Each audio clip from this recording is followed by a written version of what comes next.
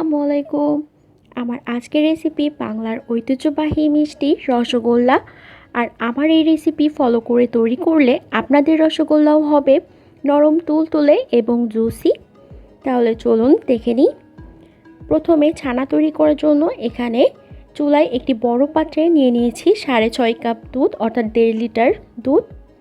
দুধটাকে এখন medium high হিটে অনবরত নেড়ে নেড়ে জাল করে নিব, অর্থাৎ একটা বলক উঠিয়ে নিব। আর আজকে আমি ছানাটা কাটবো ভিনেগার বা সিরকা দিয়ে। এজন্য চুলায় জাল দিতে দিতে আমি এদিকে সিরকার মিশ্রণটি তৈরি করে নিব। প্রথমে একটি বলে দিয়ে দিয়েছি 1/4 কাপ ভিনেগার বা সিরকা এবং 1/2 কাপ পানি। দুইটা উপকরণ ভালোভাবে মিশিয়ে অন্য সাইডে সরিয়ে রাখবো। আর চুলায় দুধটা কিন্তু আমার এখনও জাল হচ্ছে আর অল্প একটু গরম হয়েছে। এই পর্যায়ে আমি এর ভেতরে অ্যাড করে দিব 1 টিস্পুন বাটার। আর বাটারটা দিলে দুধে এক্সট্রা ফ্যাট অ্যাড হবে, এতে করে ছানাটা অনেক সফট থাকবে। আর আমি সবসময় এভাবেই ছানাটা তৈরি করে থাকি, আপনারাও তৈরি করে দেখুন, আপনার রসগোল্লা হবে নরম তুলতুলে। এখন বলক ওঠা পর্যন্ত অপেক্ষা করব। বলক চলে এসেছে, এখন সাথে সাথে চুলার ফ্লেমটা অফ করে দিব এবং দিয়ে দিব 1/2 কাপ নর্মাল টেম্পারেচারে থাকা পানি। এতে করে দুধের যে টেম্পারেচারটা সেটা একটু কমবে। দুধের টেম্পারেচারটা একটু কমিয়ে 1 মিনিট পরে এর ভেতরে সিরকার মিশ্রণটি অল্প অল্প দেব এবং নেড়ে দিব। সিরকার মিশ্রণটি একবারে ঢেলে দেওয়া যাবে না, অল্প অল্প দিব এবং চামচের সাহায্যে নাড়তে থাকবো। এই যে আরেকটু দেওয়াতেই কিন্তু ছানা কাটাটা শুরু হয়েছে। আর একটু দিব, আমি 3 বারে সিরকাটা দিয়েছি আর আমার একটুখানি রয়ে গিয়েছে, সবটুকু লাগেনি। ছানাটা বা ছানার পানি থেকে আলাদা হয়ে গিয়েছে, এই যে দেখুন সবুজ পানি বের হয়ে গিয়েছে। এখন সাথে সাথে ছানাটি চুলা থেকে নামিয়ে ছেঁকে নিব। এর জন্য একটি বড় বোলের উপরে চালনির উপরে পাতলা একটি সাদা কাপড় নিয়ে নিচ্ছি। এখন সাথে সাথে ঢেলে দিব এবং 2 মগ ঠান্ডা পানি দিয়ে আমি ধুয়ে নিব, এতে করে ছানার গরম ভাবটা এবং সিরকার টক ভাবটা চলে যাবে। আর এই কাজটা খুব দ্রুত করতে হবে। এখন হাতের সাহায্যে চারিদিকে কাপড় উঠিয়ে ছানার এক্সট্রা যে পানিটা সেটা হালকাভাবে চেপে চেপে বের করে দিব। এর থেকে বেশি জোরে জোরে চাপা যাবে না, বেশি জোরে জোরে চাপলে ফ্যাটটা বেরিয়ে যাবে আর ছানাটা কিন্তু ভালো হবে না। আর যতটা সম্ভব চেপে নিচ্ছি। এই যে আমার চাপা হয়ে গিয়েছে। এখন এটিকে আমি এভাবেই 1 ঘন্টার জন্য ঝুলিয়ে রাখবো। এর বেশি রাখার দরকার নেই, এর বেশি রাখলে কিন্তু ছানাটা ড্রাই হয়ে যাবে। তো 1 ঘন্টা পর ফিরে এসেছি আর আমার ছানাটা কিন্তু একদম পারফেক্ট হয়েছে আর ছানার পানিগুলো সব ঝরে গিয়েছে। তো একটু দেখিয়ে দিচ্ছে কেমন হয়েছে। এই যে দেখুন, আঙুলের সাহায্যে ঘষা দিলেই কিন্তু একদম সফট ক্রিমি দেখা যাচ্ছে। আর বাটার দিয়ে এভাবে ছানা কাটলে কিন্তু এমনই পারফেক্ট একটি ছানা পাবেন।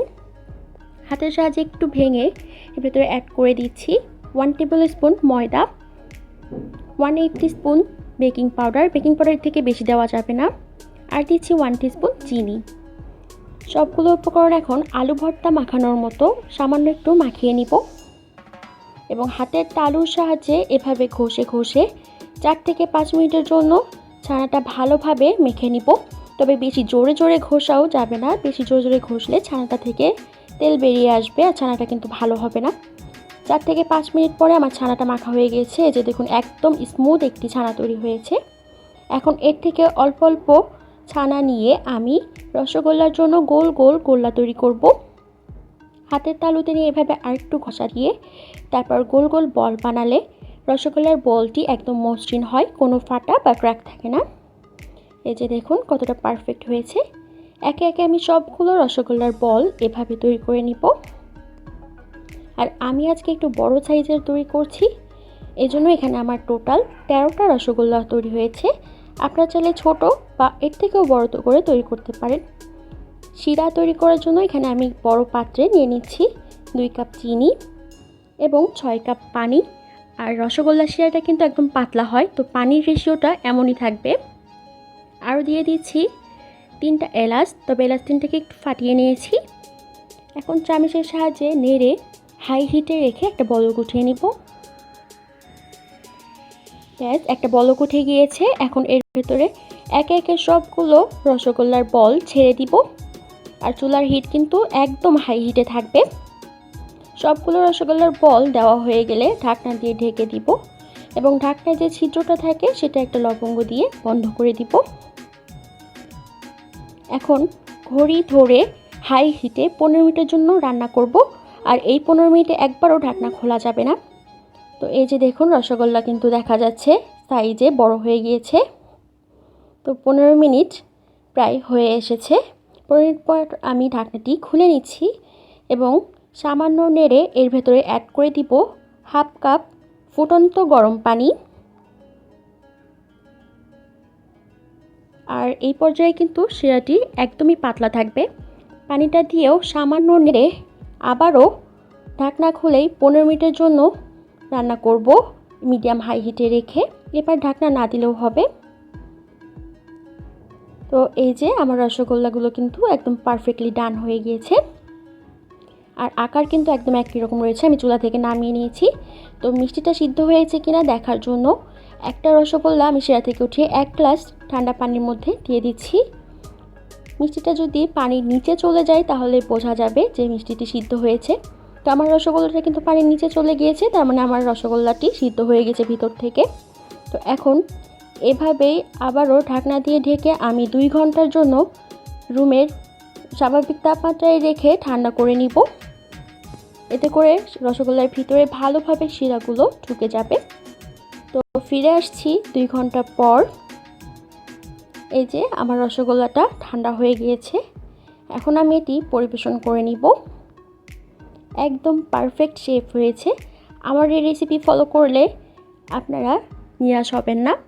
তবে 2-1 বার ট্রাই করার পরে তারপর ভালো ফলাফল পেতে পারেন। আমারও কিন্তু একবারেই ফলাফল ভালো হয়নি। তো নিরাশ হলে চলবে না।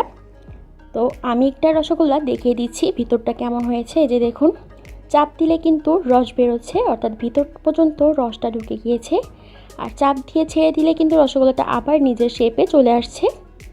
তো একটা রসগোল্লা আমি আপনাদেরকে একটু কেটেও দেখিয়ে দিব যে ভিতরটা দেখতে কেমন হয়েছে। এই যে দেখুন, একদম পারফেক্ট নরম তুলতুলে এবং জুসি রসগোল্লা হয়েছে। তো আমার এই রেসিপি যদি আপনাদের কাছে ভালো লেগে থাকে, প্লিজ আমার এই ছোট্ট চ্যানেলটি সাবস্ক্রাইব করে আমার সাথে থাকার অনুরোধ রইল এবং লাইক, কমেন্টস ও শেয়ার করতে ভুলবেন না আপনার ফ্যামিলি ও ফ্রেন্ডসদের মাঝে। আর হ্যাঁ, বেল বাটনটি প্রেস করে দিবেন আমার নতুন নতুন ভিডিওর আপডেট পেতে। ভালো থাকুন সবাই। ধন্যবাদ সবাইকে।